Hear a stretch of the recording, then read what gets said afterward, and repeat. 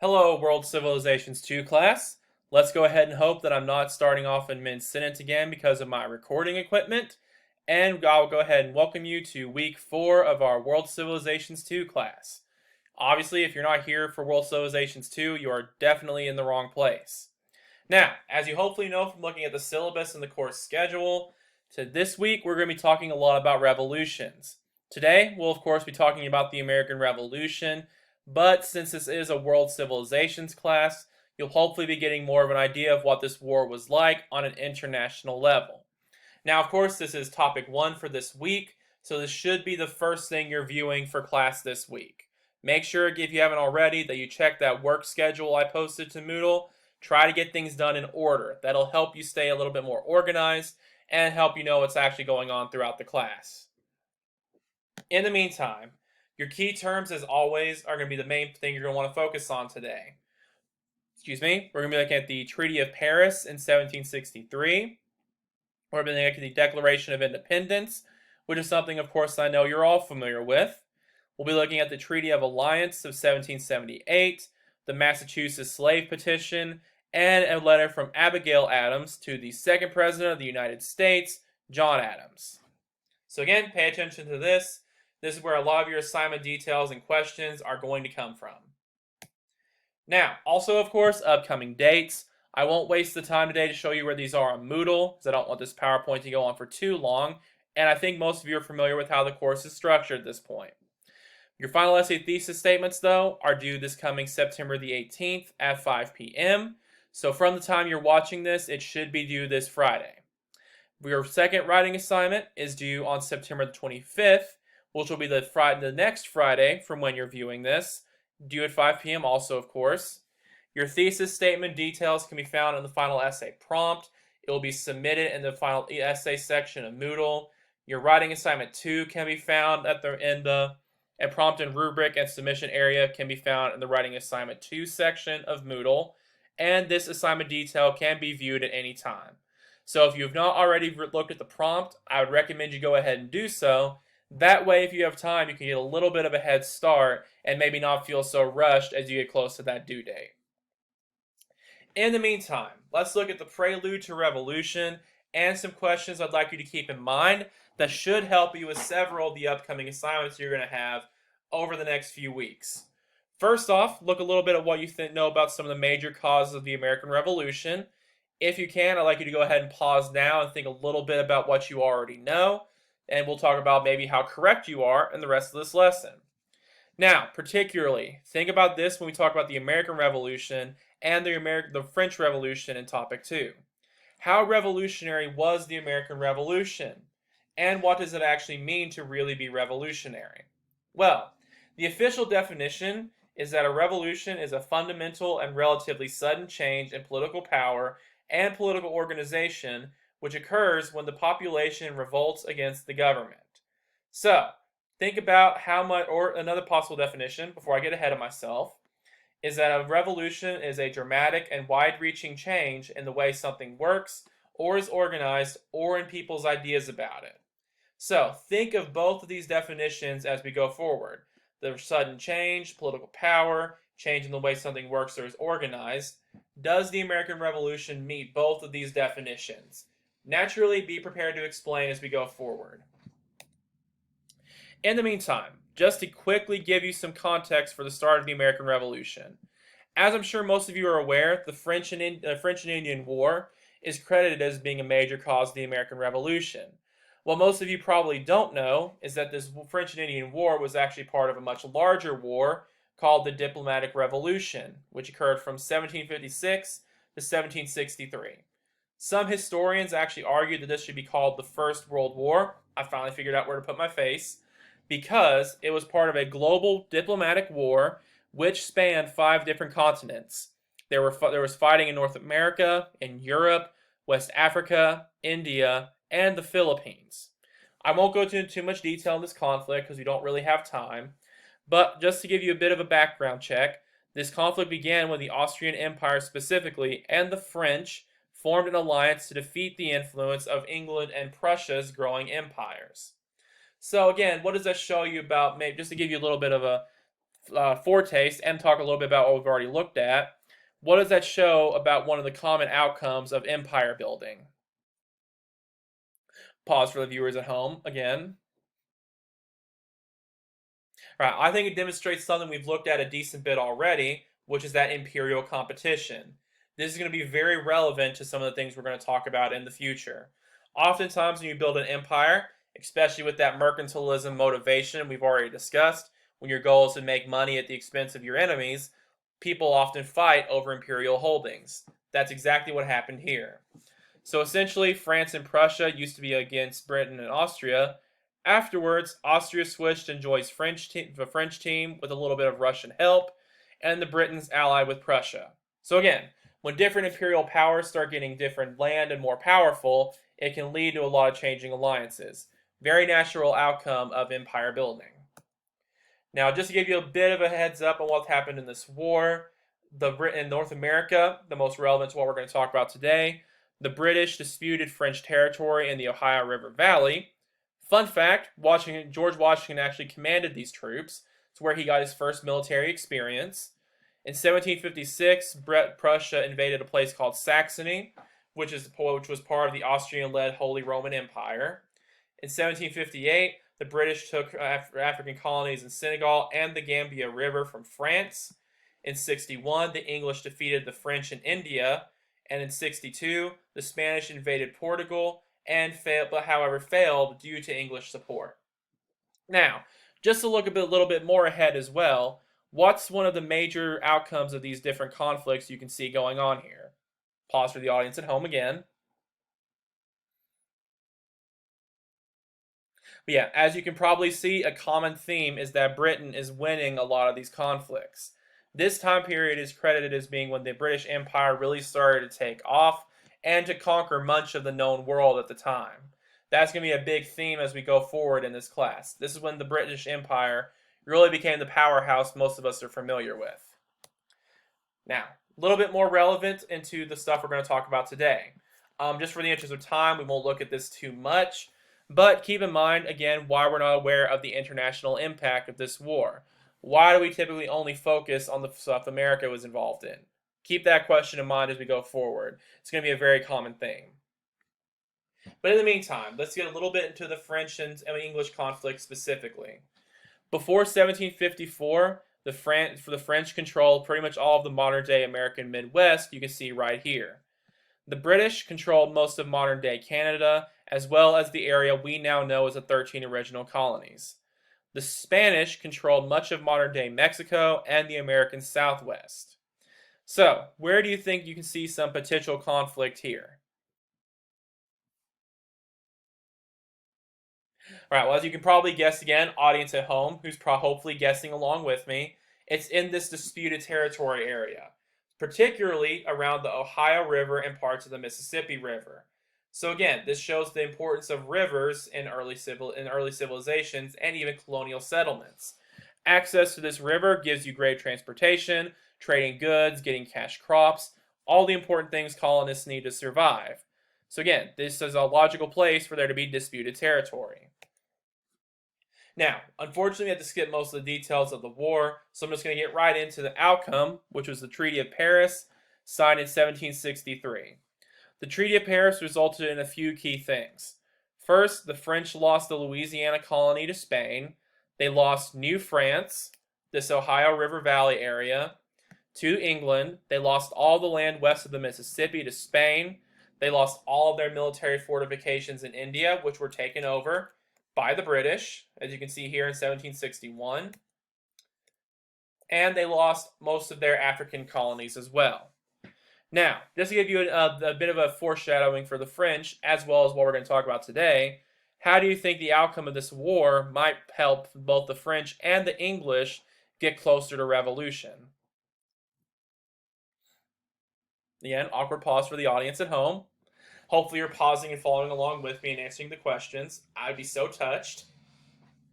But in the meantime, for the English, as many of you might be aware, this adds a lot of new territory to their empire, particularly in North America. It means they have a lot more territory and a lot more subjects to control as well. Particularly Native Americans, which, as many of you know, is a very sore subject for a lot of people at this time. The French, of course, have lost a lot of potential revenue and a lot of territory as a result of this conflict. That's a lot that's going to reflect poorly on the government and not improve the economic situation in France at all. Keep that in mind, particularly for next time. However, in the meantime, after the 7 Years' War, as many of you are most likely aware from your high school history classes, after the 7 Years' War, the Britain's national debt actually doubled. It roughly went from, I think, to several hundred million pounds, not just £100. The 13 colonies had actually done little to help ease this debt. Are any of you aware of why they were not helping? What were they doing instead of paying their taxes like law-abiding citizens? Awkward pause for the viewers at home again.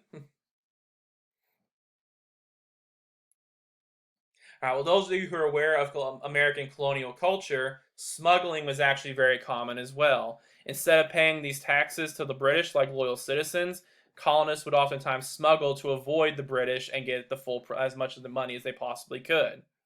This had typically been allowed before as a result of something called salutary neglect. Are any of you at home familiar with what salutary neglect means? I asked the audience at home. I can't actually see. Yeah, this is another term a lot of you are probably familiar with. Salutary neglect was the belief that as long as they were being outwardly loyal, at least, and generating some revenue for the empire, there was no point in really being super strict with the colonists. However, as you might guess, since the national debt has now doubled, that's not really going to go over well anymore. Because of this, the British passed a series of very unpopular taxes throughout the 60s and the early 1770s. Now, this is again an example of when I hate survey courses, especially ones where I'm supposed to cover the entire world somehow. If you'd like to get more in detail with these taxes, I'd recommend you taking an American history class at some point, American History 1 specifically, if it's at the community college level. Doesn't matter who it's with, but it would go into a lot more detail about these. But in the meantime, just to give you a bit of an idea of what happened, the Sugar Act was passed in 1764, which of course made a tax on sugar and other sugar-related products. The infamous Stamp Act was passed in 1765. The Stamp Act stated that any official document would have to have a certain stamp on it that gave that document an extra tax. So just to give you an idea of how much the Stamp Act affected people's lives, hopefully again, viewers at home, how many of you raise your hand by yourself if you are married and have been married at any point? I haven't actually. I'm just sort of minding what you're supposed to do. How many of you have had a child? How many of you have unfortunately had to attend or be involved in some kind of funeral? How many of you have or plan to start your own business someday? And how many of you have been involved in signing any form of contract at some point in your lives? All right, so I'm assuming most of you, if not all of you, raised your hand for one or more of those things. I know, for example, that many of you told me in your introductions that you're planning to start a business someday. If you were living in the colonies at this time, the Stamp Act would mean all of those documents you had to do to be involved in all those things I mentioned would have an extra tax along with them. So that hopefully gives you an idea of why this Stamp Act was so unpopular. The Tea Act occurred in 1773, which of course was the infamous tax on tea that led to the even more infamous Boston Tea Party. The Intolerable Acts were passed in 1774, which were essentially just a series of laws against all of the protests the colonists have done to these various laws. They shut down the Boston Harbor, limited a lot of American trade, and ensured that British troops would be posted in the colonies. So again, a lot of antagonism obviously being built up between the colonists and between the British. You can also get a little bit more of an idea of how the colonists felt about all of this by looking at this political cartoon right here. Can anyone give me an idea, again, audience at home, of what's going on here?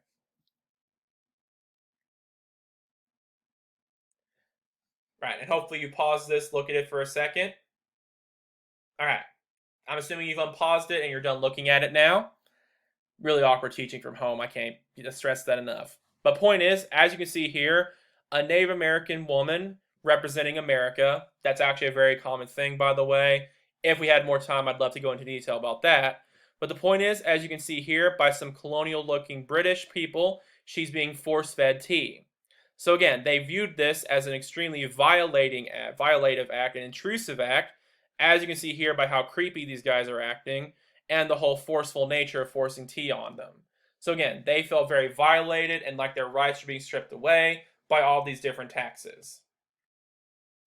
One other thing you need to be aware of is some of the methods in which these were protested. The Sons of Liberty, a group you've probably all heard of, was founded during this time to protest these taxes specifically. For example, the Sugar Act boycotts. They often organized boycotts against sugar products from England. The Boston Tea Party is, of course, a very famous example. As well, another example, of course, is tar and feathering. For more information on what it was actually like to be tarred and feathered, and why it's actually a worse punishment than it might sound like, view this YouTube video right here. In the interest of time, especially because my videos for you guys were so long last week, we're not going to look at it now, but please take a look over that to get a better idea of what tarring and feathering was like. In the meantime, again, like I said, I would love to go more into detail about all of this, but since this is a world civilizations class, I have to cover like 5 years in every continent, we're going to have to go through this pretty quickly. 1775, of course, was when the battles of Lexington and Concord occurred, with both the first loss and the first victory of the Revolution. In 1776, we were able to defeat the British at Boston Harbor. In 1776, as you can see here, you had the infamous crossing of the Delaware River and the defeat of German mercenaries at Trenton, New Jersey. In 1777, colonists had a great victory again at the Battle of Saratoga, ironically led by Benedict Arnold, the most infamous traitor in American history. Now, does anyone remember why this battle was so important from any of your previous American history classes? Again, pause for the audience at home. Alright, as many of you hopefully remember, Saratoga again demonstrates the international importance of this war. Saratoga is the victory that got the attention of the French and convinced them to directly and openly aid the colonists. So again, this demonstrates the importance of international help and involvement in allowing us to win the revolution in the first place. A battle that's a bit closer to home, and probably actually pretty close to where you guys live. I'm sure many of you are familiar with the Kings Mountain area. There was actually a battle in 1780, primarily between North Carolina Loyalists and North Carolina Patriots. So again, and this is something I'd go into more detail in an actual American history course, there was a lot of violence not just between the colonists and the British, but between patriots and between loyalists. Then, of course, the last great battle of the war was in Yorktown when Lord Cornwallis was defeated by a French and American coalition. Now, getting a little more specific in what I wanted to look at today, and this is something you should look over with your Declaration of Independence reading for this week. These are some questions you'll need to be prepared to answer, leading up to some later content quiz assignments and the upcoming debate. Fun fact, though, actually, Independence Day should technically be on July the 2nd. The Continental Congress actually approved the Declaration of Independence on July the 2nd. They just didn't ratify their decision until the 4th, for whatever reason. Now, the Declaration of Independence, big picture, declared the 13 colonies independent and stated the various reasons why. That's what I'd like you to look over and be prepared to discuss in some detail on later assignments. The declarations consisted of 4 different sections. First, you have the preamble. Then you have the indictment or the denunciation. This is the section in which Thomas Jefferson listed all the various reasons the colonists had rebelled and all the things Britain did to them to deserve it. Then you have the conclusion and, of course, the infamous signatures section. So again, go over this sometime during this week. Make sure you're as familiar with the Declaration of Independence as possible, and be prepared to discuss it on future assignments. And of course, as well, keep in mind what made this document so revolutionary. In the meantime, like I said, the big thing we want to look at today is the international involvement in the American Revolution. In May of 1776, France and Spain both began to secretly aid Washington and the Continental Army. Why would they want to do this? Pause for the audience at home. Now, as you might have guessed, it goes back to that imperial conflict I mentioned earlier. You have all these different imperial holdings in North America and really across the world at this time, all these different areas people are fighting over. If the French and the Spanish can help the Americans fight the British, it can weaken the British Empire, give them other things to focus on so they can perhaps spread their empire elsewhere as well. They have, for example, one of the things they started doing informally was providing money, gunpowder, and weapons, and the French would give them access to French ports. The Treaty of Alliance in 1778 formalized the relationship between the American Revolution and between the French. Keep in mind one important phrase. This treaty stressed that they would provide mutual military support to each other. Why is that such a big deal? And why might that be relevant to some things we're going to talk about later? Make sure you keep that in mind. Also, Spain became formally involved in the war with the Treaty of Aranjuez, probably butchering that pronunciation, I apologize, in 1779. Now, just to get a little bit more detail about the French involvement. During the Revolution, in 1778, the French lost the Kingdom of Mysore to the British during the Second Anglo-Mysore War. 1779, they attempted to invade Britain. They were also more successful in the West Indies throughout the 80s, where they captured Dominica, Grenada, St. Vincent, Montserrat, Tobago, and St. Kitts from the British. 1782, however, they were again less successful when they attempted but failed to invade the English colony of Jamaica. Now, why would these unsuccessful battles still be important to the success of the American Revolution, do you think? Again, awkward pause for everyone at home. The answer, of course, is something I referred to a little bit earlier. It's spreading the British forces. I hate to burst anyone's bubble about the Continental Army, but it's virtually impossible that we would have been able to defeat the British without the British being distracted. Because remember, as I mentioned at the very beginning of class, there's a lot of things going on and a lot of imperial conflicts going on at this time.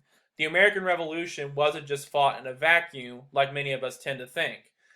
All of these conflicts were going on that the British had to deal with at the same time. So even though the French weren't very successful, it still took some of the heat off of us. The Spanish were also directly involved in the war as well, even though we know a little bit even less about them than we usually talk about with the French.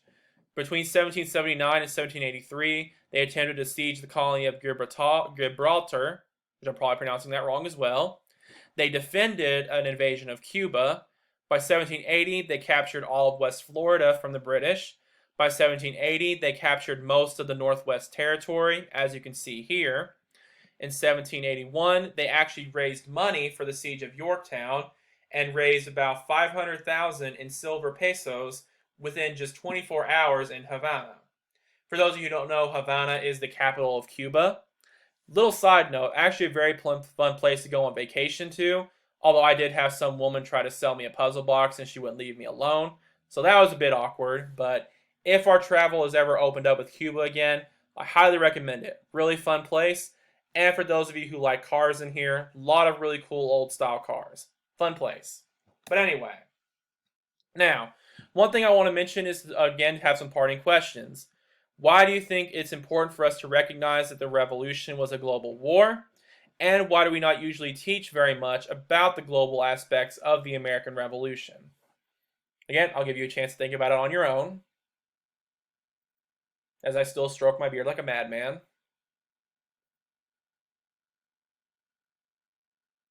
All right, well, one of the things I like to mention is just to, again, share the credit a little bit. Not that I want to diminish all the sacrifices American soldiers and colonists made in order to fight for independence, but it is also important to recognize that some of these other countries were directly involved as well, and without their involvement, the American Revolution could not have been won. Now, this is something I would like to hear your thoughts on as well, because there's many different interpretations on why we don't typically teach this international involvement. One, as I can personally very much attest to as well, it is simply just difficult to a lot of the time. You don't really have time, especially in lower level classes that have to do a big survey to cover everything you want. Also, I think it's some sort of part of that American can-do spirit. A lot of times we want to focus on just the accomplishments we did and not acknowledge that occasionally America has needed help. That can be something that's very difficult for people to admit, and it's something pretty much every country has done in their history at some point. But again, let me know your thoughts on those interpretations because, again, there's many different ways you can take that. Now, lastly, for your creative response assignments this week, because again, or just one, there's only one. Yeah, because remember again, you will have those assignments on weeks you don't have major writing assignments or debates, which the only thing you should have due this week when you're viewing this is just your final essay thesis statement.